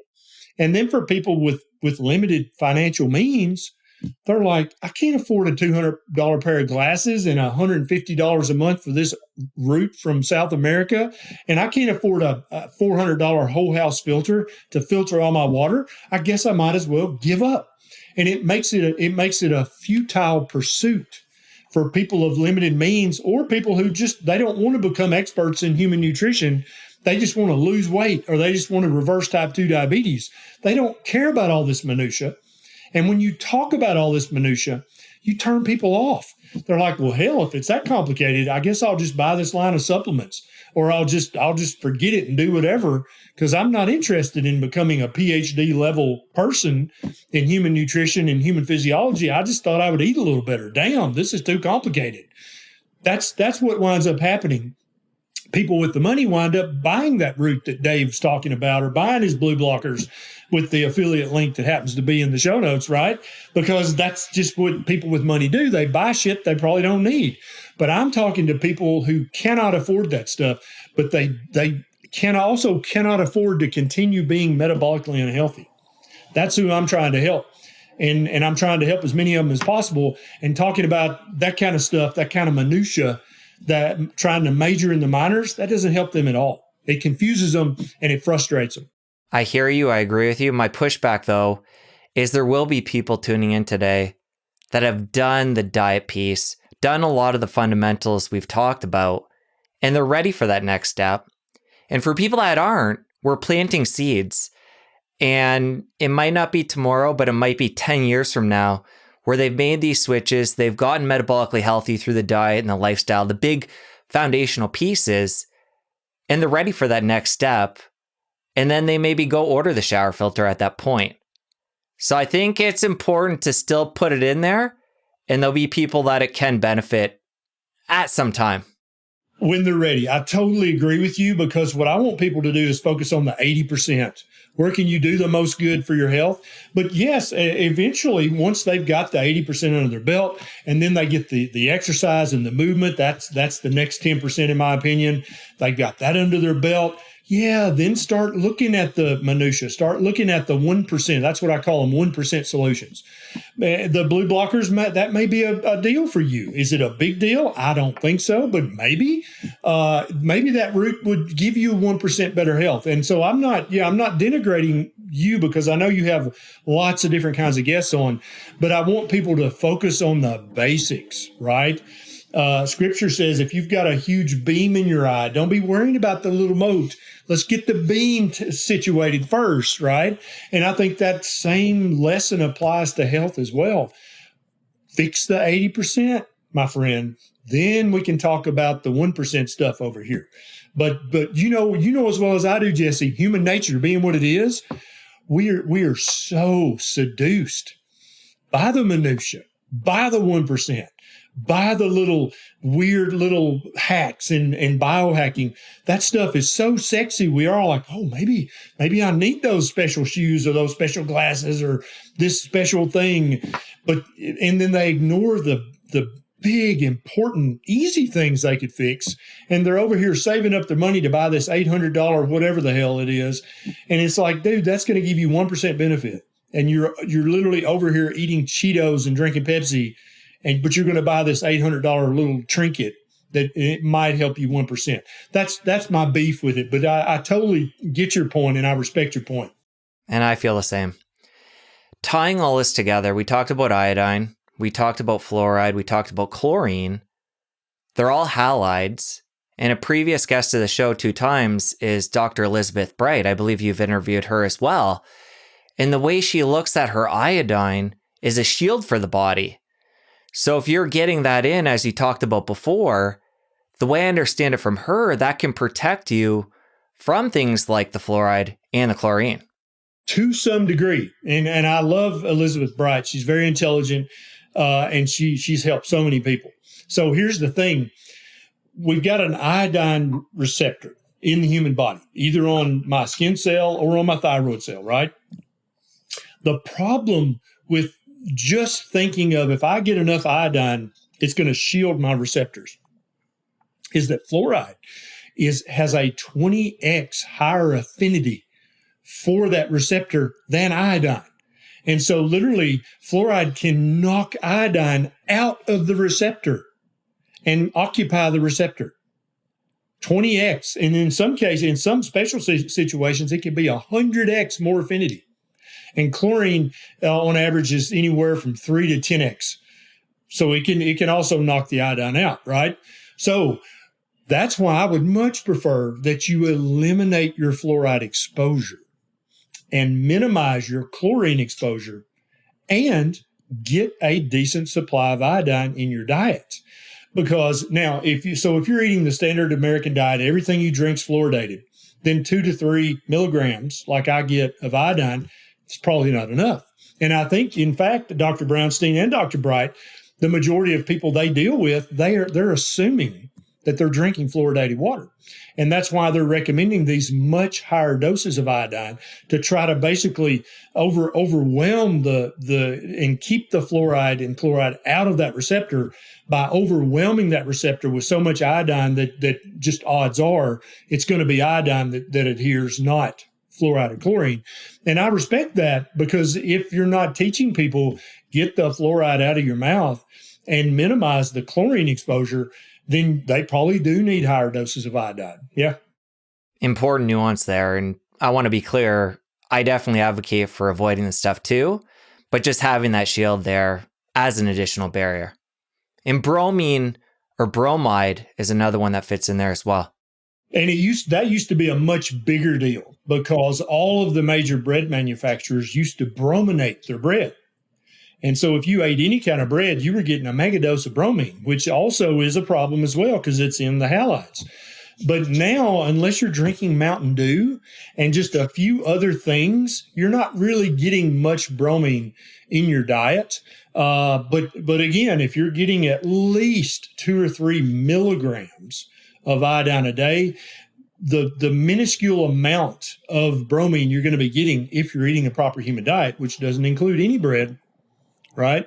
Then you're probably going to be pretty safe, and your thyroid tissue, your mammary tissue, your salivary tissue, and all your other cells are going to have enough iodine, and they're going to be protected from the other halides enough because you're minimizing your exposure that you're going to be doing great. All right, a couple more things I want to touch on before we wrap up here. You mentioned the kids drinking goat milk. How do you feel about dairy for yourself and other adults? So, full disclosure, I love every single thing dairy I've ever tried. If I could just live on nothing but dairy, I'd be perfectly happy. That's how much I love it, okay? I used to have a little bit of coffee in my cream. That's how much I'm just trying to tell you guys. I'm not an anti-dairy guy because I just never liked it. I freaking love it.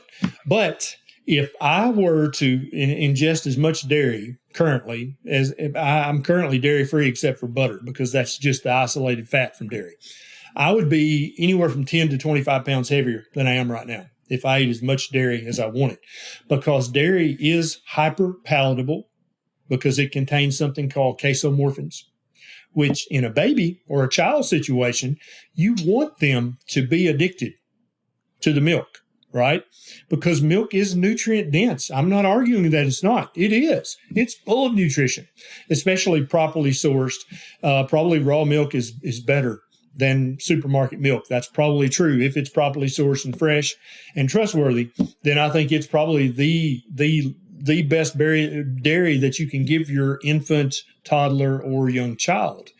Now, at about the age of 5 to 10 years of age, 2/3 to 3/4 of humans on this planet, the vast majority, become lactose intolerant, right?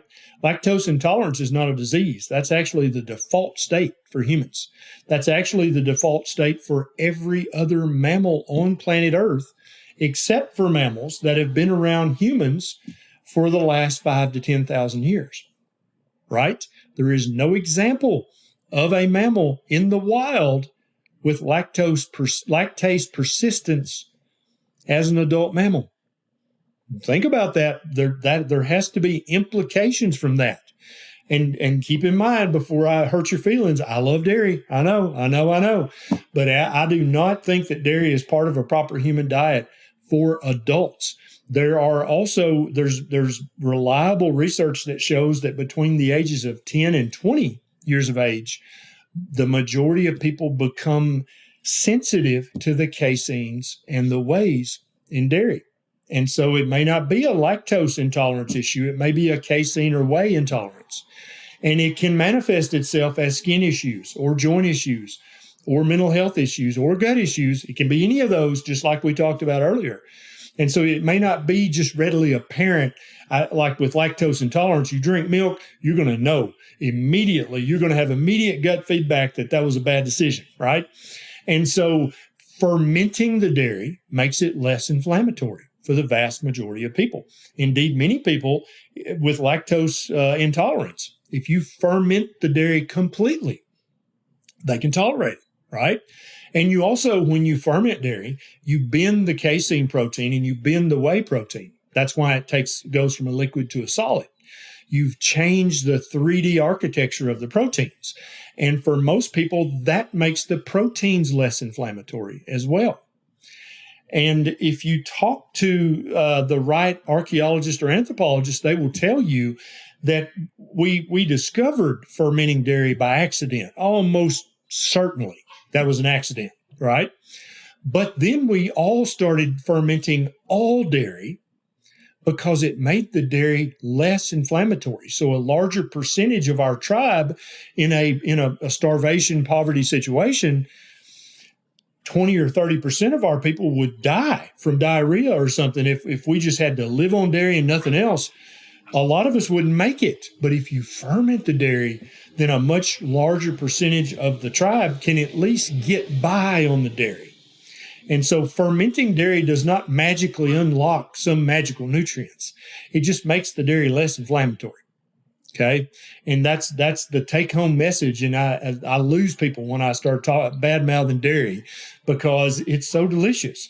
And dairy is habit forming because many of the cheeses actually concentrate the casomorphin content. They actually concentrate the casein, which is the precursor of the casomorphin. And so many cheeses, hard cheeses that are keto approved, that if you watch my videos from 2018, I'm like, oh, eat that cheese, eat that hard Parmesan, but it actually is higher in casomorphins and casein. And for people who are addicted to the cheese, it can be a problem. And I'm one of those people. If I ate as much cheese and dairy as I wanted, Jesse, I'm just telling you, I could not wear these shorts right now. They would be too small. All right, so you're not drinking dairy. You're drinking RO water, coffee. Any other beverages? Occasionally unsweetened tea. You have to say unsweet tea here in the South because if you don't, it's going to have about a pound of sugar per glass of tea. So unsweet teas, unsweet coffee, water, both sparkling and still. And then occasionally I will drink some like a Zevia or something like that, just as an okay. I don't think it's a huge deal if you have that occasionally, but on the daily, it's just water. And then if I've been sweating profusely, I'll put a packet of unflavored Elements. And Element had that flare up where they had a little sweetener in there, and a little more than they had said. But the one thing I like about Element is on their website, I think since day one, and it's still there today, they've got a recipe that if you're like, dude, Element's expensive, I can't afford that. They literally have a recipe that you can go to any supermarket and buy the supplies and make your own electrolyte supplement for like 3 cents a serving, 10 cents a gallon of electrolyte water. You can make it yourself with ingredients that are at any supermarket. And I respect them. Like that, obviously that's going to cut into their profit, but that's they're making good money, but they're not forgetting the people that can't afford their product, and that I really respect that about them. All right, how do you feel about alcohol? In our world, there's people on both sides of this one. What do you think? If you've studied human physiology and the human liver, and you must admit, alcohol in any amount is poison. There is no health benefit to drinking any type of alcohol in any amount, however large or however small. There's no benefit. I'm sorry. Show me the research. Alcohol is poison. Now, with that being said, when we're going to Dollywood, we're going on a little vacation to Knoxville, I'll probably have a mixed drink with a sugar-free mixer while we're out at a restaurant. I'll probably do that because I'm a human, and humans are great at being very intelligent and also doing stupid things at the same time. But as I've gotten older, I almost never drink. Maybe one mixed drink a quarter. It's just literally not in my life anymore. I used to drink a lot more just because I was young and dumb, but I just don't drink anymore because I know I've studied it. It's poison. There's never a health benefit to drinking alcohol. For somebody that is into what we're saying, they're going to adopt a diet on this continuum, but they're still going to include some plants. What plants would you consider you're not eating them, but okay for that person? And then what things do we totally have to avoid within that realm? So you want to focus on the lower carbohydrate plants. Also, I think there is an argument to be made to focus on the parts of plants that plants actually designed to be eaten. My good friend Paul Saladino talks a lot about fruit, and I completely agree with him. When the fruit is perfectly ripe, it does not contain any of the anti-nutrients or phytochemicals that the plant puts in every other part of its body, including its babies, which are the seeds or the nuts, right? And so if you're going to eat seeds or nuts, they probably need to be at least soaked, if not sprouted, if not roasted, because when you do that, that processing that we've been doing for thousands of years is going to greatly decrease the level of oxalates, lectins, phytates in the seed or the nut, right? If you're going to just don't eat raw plant leaves and plant bodies, don't eat it raw. Never eat raw seeds, never eat raw vegetables. If anybody remembers going to their grandmother's or great grandmother's for Sunday dinner when you were a little kid, what did grandma do to the vegetables? You always had meat and three. That was Sunday dinner. But the vegetables were cooked to death. And she didn't do that because she was a bad cook. She did that because that's how she was trained to cook by her grandmother, because they knew, because they had been poor enough to know that if you eat beans that have not been soaked and cooked enough, it will make you sick. If you eat any vegetable that raw, if you eat enough of it often enough, it will cause inflammation in your body because of the anti-nutrients and the phytochemicals that the plants put there as a form of self-defense. So if you're going to eat vegetables, cook them, at least steam them, if not cook them. If you're going to eat nuts or seeds, soak them, sprout them, roast them.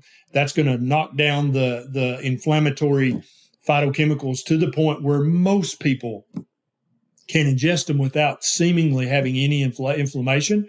But even then, Jesse, some people they just cannot eat beans, nuts, and seeds at all, or they will have gut inflammation. Nisha, my wife, loves turnip greens and spinach. But if she eats that, now that her diet is clean and her body is as uninflamed as it's ever been in her entire adult life, she feels like she's coming down with the flu if she eats turnip greens. And she's repeated this from multiple different sources, multiple different times, not as a scientist, but just because she freaking loves turnip greens and wants to figure out a way to eat them. And if she does, she literally has joint aches for 2 or 3 days like she's coming down with the flu. She now knows that, because one of the final things I want to touch on is that when you eat a proper human diet, it lowers the inflammation in your body enough, and it helps your gut-brain and your body-brain connection reform to the point where you can get feedback. When you eat or drink something, and you probably experienced this in your life, you're like, yeah, back in my early 20s, if I'd eaten or drank that, I'd detect no feedback because I was just eating a junk diet, basically. And so my body was so polluted, so inflamed, I couldn't tell if turnip greens caused flu-like symptoms. I just thought I was coming down with the flu. But now, if you eat or drink the wrong thing, your body talks to you, and it's like, wrong choice. Don't do that. And then you can put that on the list of no-go foods. And in many cases, that includes foods that any nutritionist or dietitian would say, oh, that's a green light food. You eat that as often as you can. But now you're able to detect, I know it's low in carbs. I know it's nutrient dense, and I know we've been eating it for hundreds of years, if not thousands, but it causes inflammation in my body. And therefore that goes on my red light list. I'm not going to eat that unless I'm starving to death, in which case eat all the rice and beans you can because you don't want to starve. All right, pivoting off of this plant piece, last question for you. I know one of your pillars is seed oils are out, but how do you feel about the quote unquote healthier plant oils, coconut oil, avocado oil? Something you ever include? It doesn't sound like it. And then for others that are transitioning, how do you feel? I'm not offended, or I don't fear coconut oil, avocado oil, olive oil, if they're actually real and unadulterated. Okay. And that in the United States, that's a large caveat when it comes to olive oil and avocado oil, isn't it? Olive oil is one of the most adulterated, counterfeited things you can buy at the supermarket, even today, after all the big hit pieces have come out. This problem is not fixed. If you're buying olive oil from Italy or Sicily or Spain, it's 80% chance that it has been adulterated with either soybean or canola oil on its long journey from around the Mediterranean to your kitchen in wherever America. So if you like olive oil, I'm not opposed to them. I never include them purposefully in my diet, but I think they're fine. If somebody just loves olive oil, I think it's fine to include some. I answered a question last night at an event here in the next county over. Somebody's like, yeah, but what about coconut oil and MCT oil? I've heard so much good stuff about it. I'm like, yeah, no doubt. And so I'd much prefer you use coconut oil than avocado, than canola or soybean or peanut or safflower or sunflower. But that doesn't make it optimal. That just makes it way less bad. That's kind of where I think they're fine. I'm not denigrating those seed, and those are more fruit seed oils or fruit oils, right? Because all of those things are fruits, or the coconut's kind of a weird plant. It's hard to quantify what the coconut is, but those are not vegetable oils. Those are fruit oils.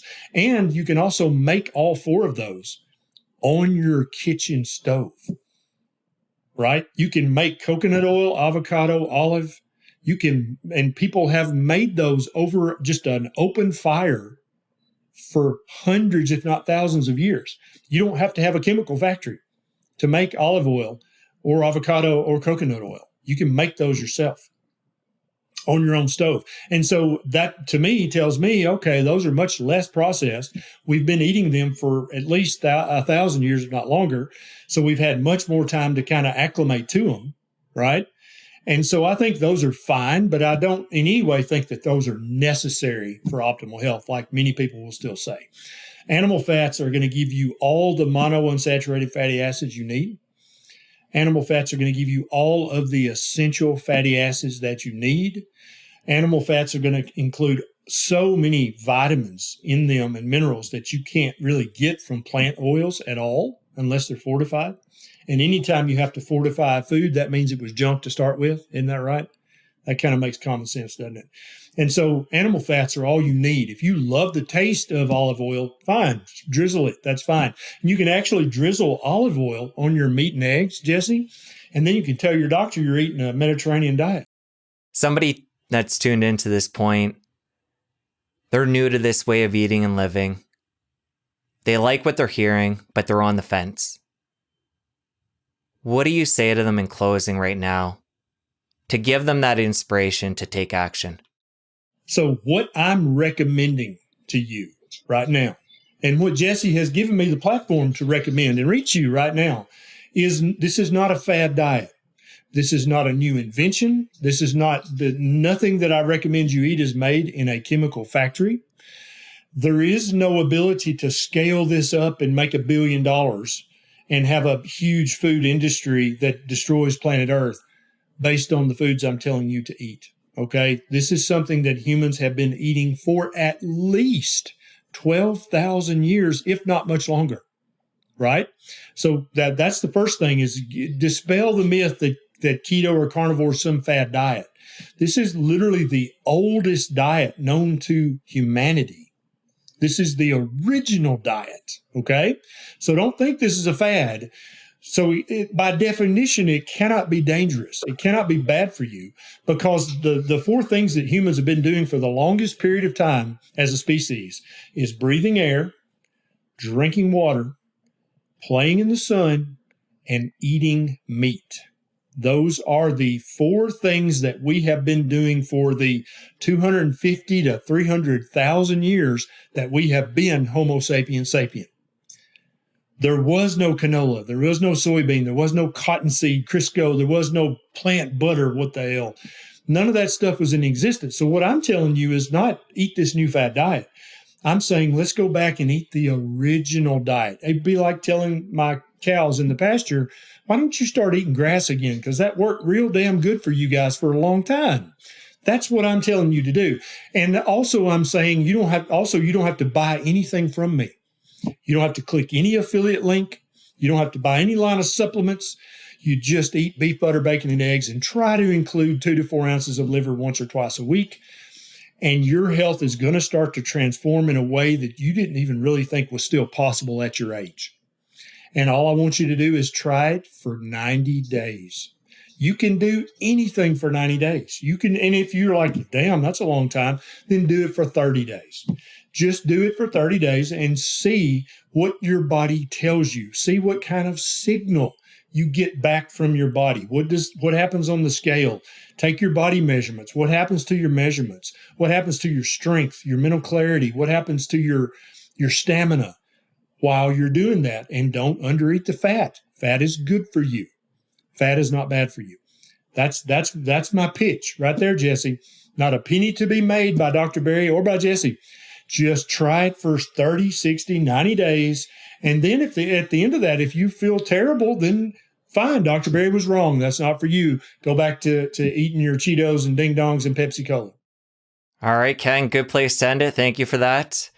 I know you have a new book coming out. Well, a new version of a book you previously had out around the time of this launch. We're going to link that up in the show notes. We're going to link up your YouTube channel, your website, social media. Always enjoy chatting. Thank you. Absolutely. Yeah. Thank you, Jesse, so much. Now that you're done, you're going to want to stick around here and catch this other incredible episode. You don't want to miss it. I'll see you over there. Every single cell in the body needs iodine. Every tissue needs iodine. Iodine is an antibacterial, antifungal, antiviral. It's a heavy metal chelator. That's my shield. We use more nutrients when we're in a state of stress. If your body's